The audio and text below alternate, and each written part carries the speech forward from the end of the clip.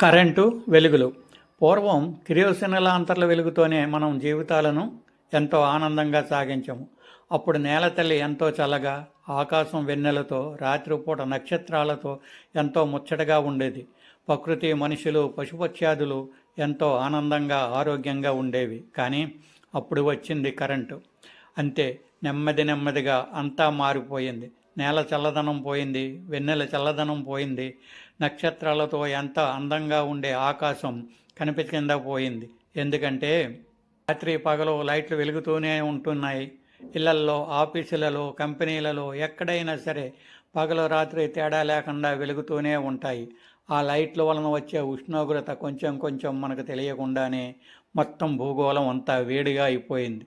అందుకే మనం పగటిపూటైనా కిటికీలు, తలుపులు తెరచి మంచి గాలి, వెలుతురును ఇంట్లోకి రానిస్తే పర్యావరణం సమతుల్యంగా ఉంటుంది, ఆరోగ్యంగా ఉంటాము. ఆలోచించండి.